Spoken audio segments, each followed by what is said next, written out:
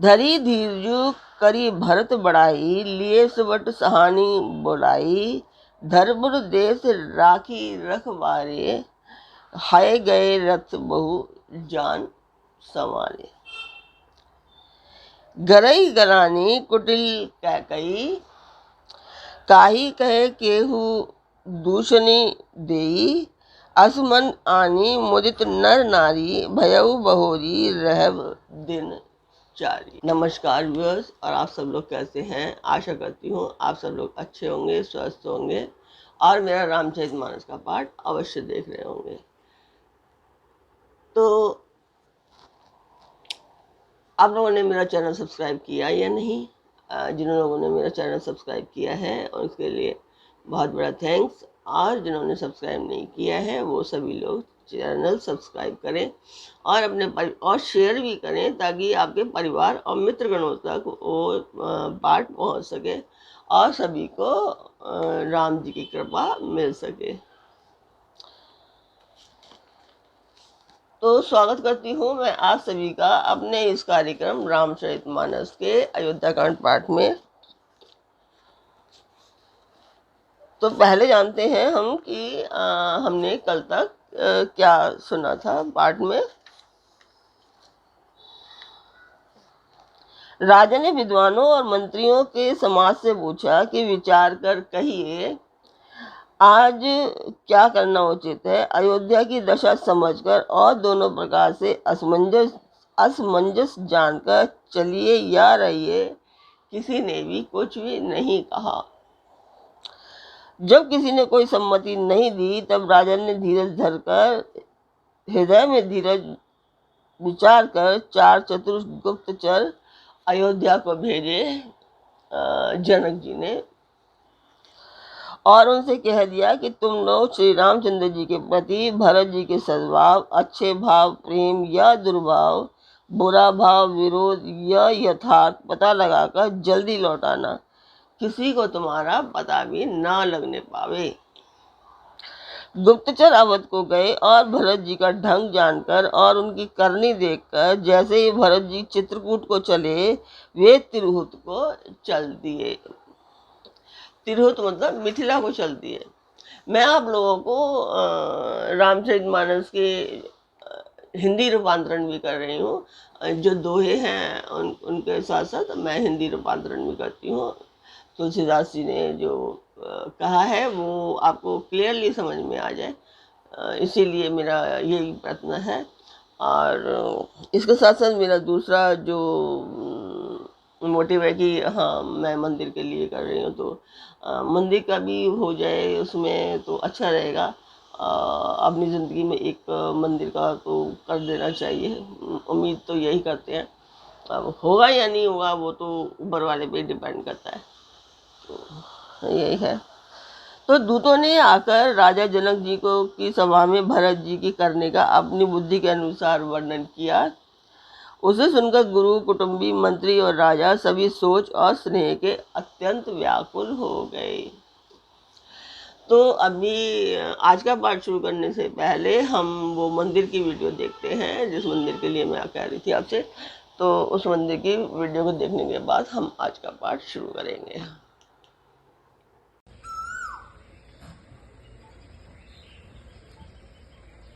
तो वो मंदिर की वीडियो आपने देखी, आपको वो मंदिर की वीडियो कैसी लगी कमेंट बॉक्स में मुझे अवश्य बताएं और शेयर अवश्य करें, ताकि आपके परिवार और मित्रगणों तक वो सब, आपके ग्रुप जितने भी हैं सभी में शेयर करें, ताकि आप जो भी आपके कनेक्टेड लोग हैं उनसे उनको सभी को ये पाठ मिल सके और वो लोग भी राम जी का दर्शन तुलसीदास जी के शब्दों में कर सकें। तुलसीदास जी ने बहुत ही सरल शब्दों में रामचरितमानस की व्याख्या की है और बड़ा ही सुंदर चित्रण किया है श्री राम का और उनके चारों भाइयों का, उनके परिवार का।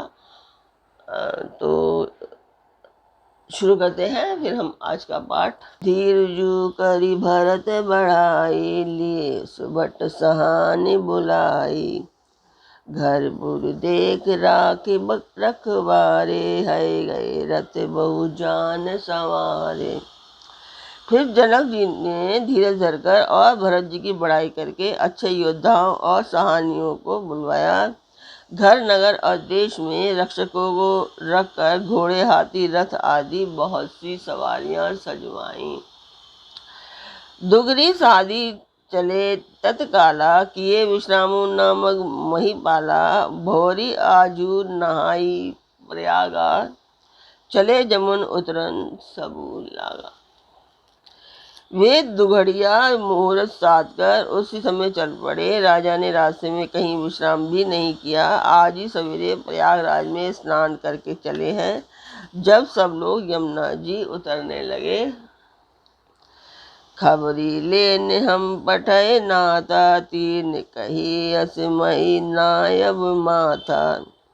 सात की रात 6 सातक दीने। मुनिवर तुरत विदाचर कीने। तब हे नाथ हमें खबर लेने को भेजा। उन्होंने ऐसा कहकर पृथ्वी पर सिर नवाया। मुनि श्रेष्ठ वशिष्ठ जी ने कोई 6-7 भीलों को साथ देकर दूतों को तुरंत विदा कर दिया। सुनत जनक आगमनु सबु हर्षेउ अवध समाजु। रघुनंदन ही सकोचु बड़ सोच विवश सुर राजू।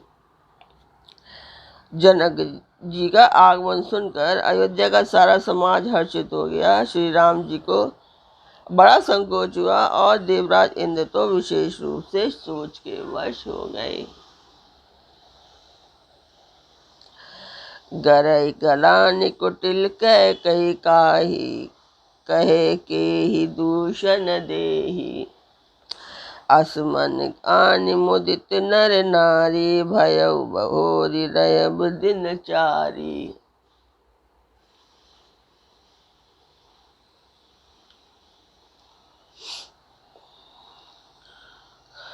कुटिल क्या कही मन ही मन ग्लानि से गली जाती है। किससे कहे और किसको दोष दे।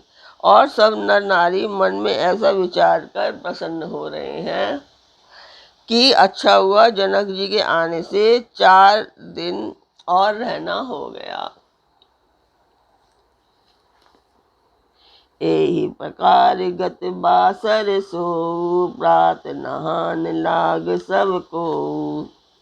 करि मजनु पूजहि नर नारी। गणप गौरी त्रिपुरारी तमारी। इस तरह वह दिन भी बीत गया। दूसरे दिन प्रातःकाल सब कोई स्नान करने लगे।